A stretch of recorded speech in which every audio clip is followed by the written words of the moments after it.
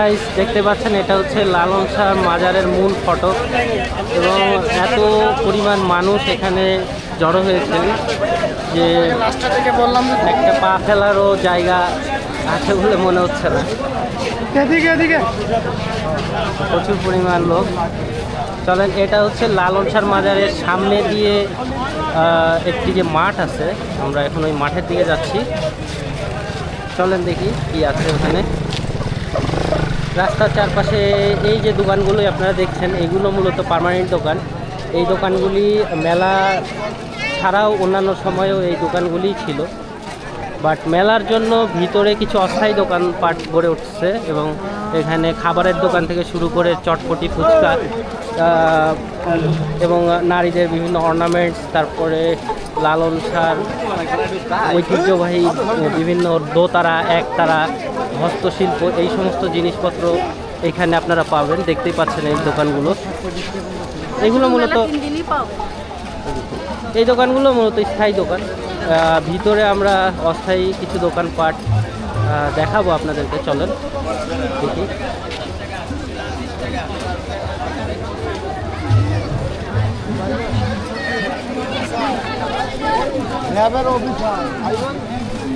Guys এখানে দেখতে পাচ্ছেন কিছু পথ বেল রেখে গেছে।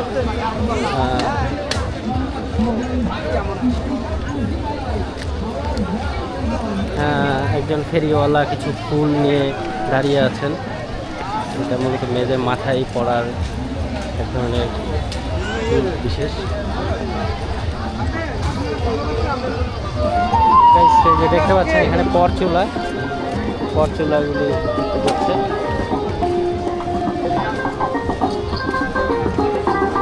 নারীদের বিভিন্ন অর্নামেন্টস। এখানকার দোকানগুলি এইগুলো মূলত অস্থায়ী দোকান। এই দোকানগুলি অধিকাংশই নারী বান্ধব দোকান, মানে নারীদের বিভিন্ন অর্নামেন্টস এখানে বিক্রি হয়। যা আপনারা মেলার 3 দিনই খালি পাবেন, 3 দিন পরে এসে এই দোকানগুলো পাবেন না। হ্যাঁ জি, চলুন আরও কিছু দোকান দেখাও। আমি ভিডিও করি। গাইস এখানে দেখা যাচ্ছে একটি বক্সিংয়ের জন্য একটি স্পট এখানে আছে। অনেকেই আসছেন এবং তার শক্তি পরীক্ষা করছেন বক্সিংয়ের। চলেন আমরা একটা দেখাই।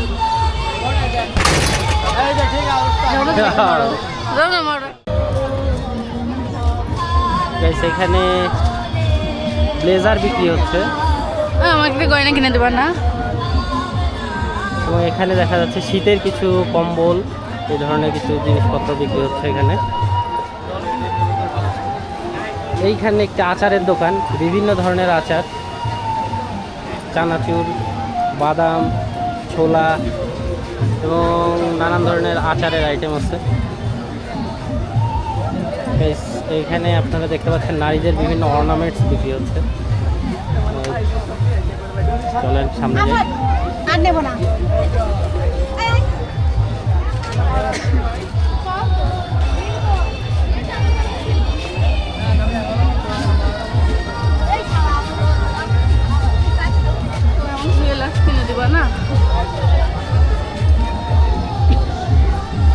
এখানে নারীদের বিভিন্ন ধরনের ব্যাগ, তারপর অর্নামেন্টস, চুলের ক্লিপ, এই ধরনের কিছু জিনিসপত্র এখানে বিক্রি হচ্ছে। এখানে পোশাকেরও বিভিন্ন দোকান আছে। এই আমার সামনে যেটা দেখতে পাচ্ছেন গেঞ্জির দোকান। এখানে বিভিন্ন ধরনের গৃহস্থালী ইকুইপমেন্ট।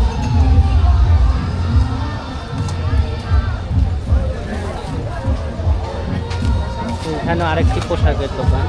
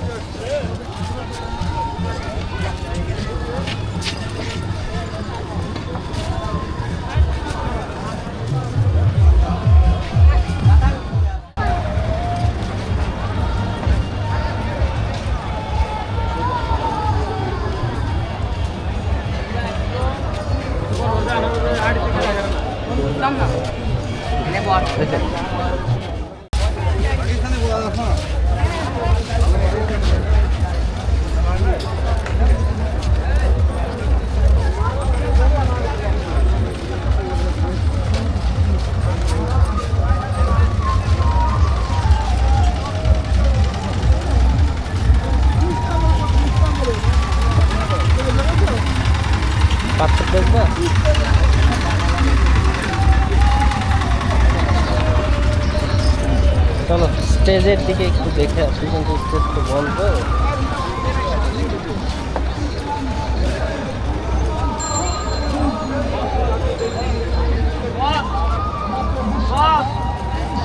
মালা,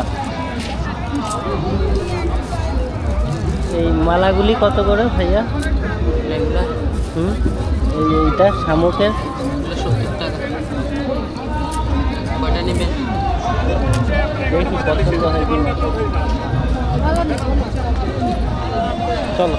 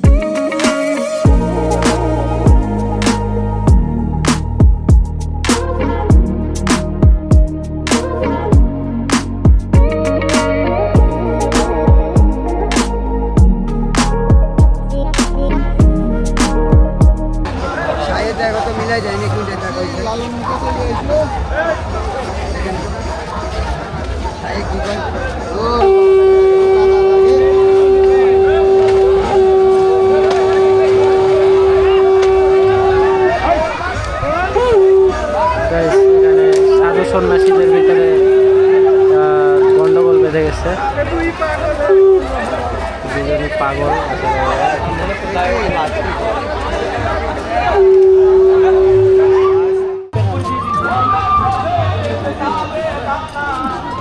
চালতার আচার, তেঁতুলের আচার, এটা হচ্ছে পাঁচমিশালি আচার। এখানে আছে চালতার আচার, একটু অন্যভাবে করছে। পাকা আমের মুরব্বা, একটা আছে হচ্ছে চেরি ফলের আচার, এটা আরেকটা চালতার আচার। এখানে আছে কিশমিশের আচার, খেজুরের আচার, তারপরে আছে হচ্ছে জলপাইয়ের আচার। এখানে দেখছেন বড়ের আচার, জলপাইয়ের আচার, আমের ফলি, চেরি ফল, পাকা আমের জেলি, কাঁচা আমের আচার, একটি শরবতের দোকান।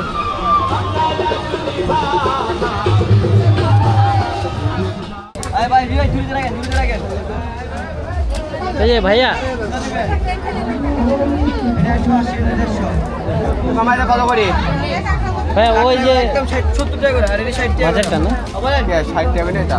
ভাই, ওই যে ওই সিটি গোল্ডের এটা কত? এটা হ্যাঁ 600 টাকা। দিতে পারবে দেখো।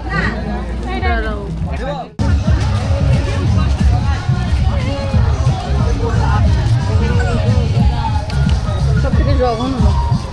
চিংড়ি খাবা? কি? চিংড়ি চিংড়ি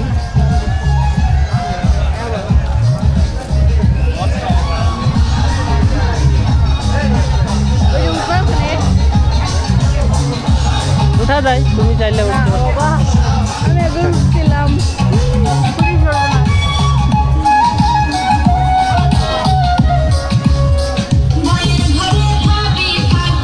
চলো চলো যাই, আর ঘুরে যাওয়া লাগবে না।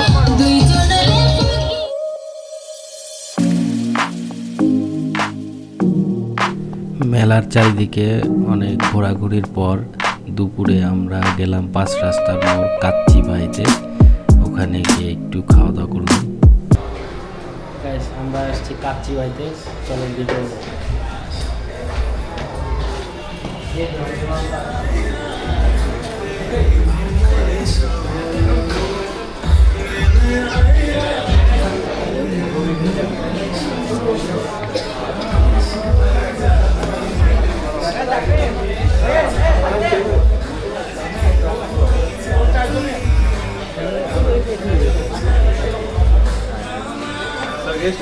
গেস্ট আছে বসার আর কোনো জায়গা নেই? ওনারা হ্যান্ড ওয়াশ একটু সময় লাগে। উপরে ওয়েট করতে হবে তাহলে কোন দিকে দেখা যাবে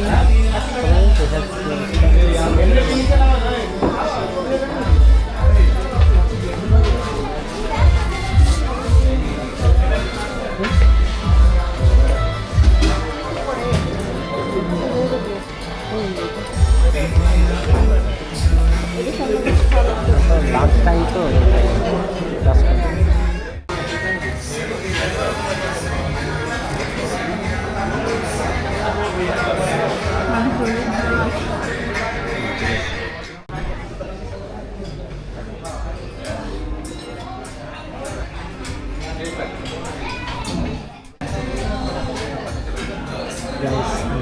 দেখতে পাচ্ছেন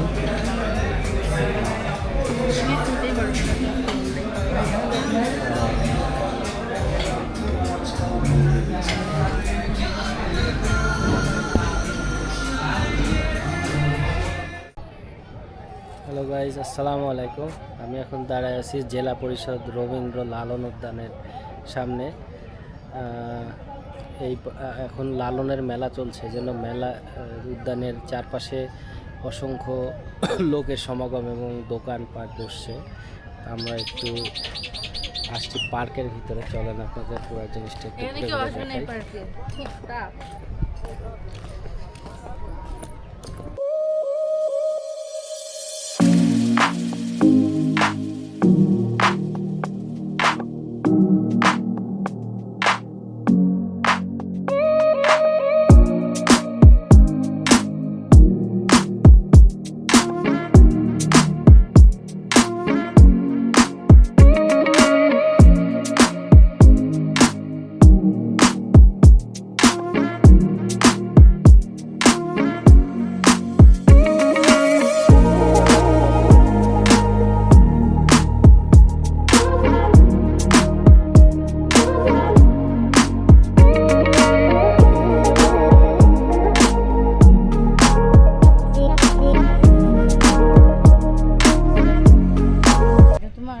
আসসালামু আলাইকুম গাইস, আমি এখন বসে আছি রবীন্দ্র লালন উদ্যানের ভিতরে। লালনের 135তম তিরোধান দিবস উপলক্ষে যে মেলা চলছে কুষ্টিয়াতে, মেলার বিভিন্ন জায়গায় ঘোরাঘুরি করে এখন একটু ক্লান্ত হয়ে গেছি, তাই হঠাৎ করে মনে হলো ঘোড়ার ঘাটের পাশে রবীন্দ্র লালন উদ্যান আছে, এইখানে একটু যাই। তো এখানে এসে একটু নিজেকে একটু রেস্ট নিয়ে নিচ্ছি আর কি। তো এই হচ্ছে ব্যাপার। মূলত লালন মেলা ভালো লেগেছে, বাট এইখানকার যে পরিমাণ লোকজন এবং রাস্তাঘাটের যে অবস্থা, সেই অনুযায়ী আসলে একটু ওভারওয়েলম মনে হয়েছে। এত মানুষের ভিতর দিয়ে আসলে মেলাতে যাওয়াটা খুব একটা বুদ্ধিমানের কাজ হবে না। তো যাই হোক, আপনারাও গেলে একটু চিন্তা ভাবনা করে আসবেন, কারণ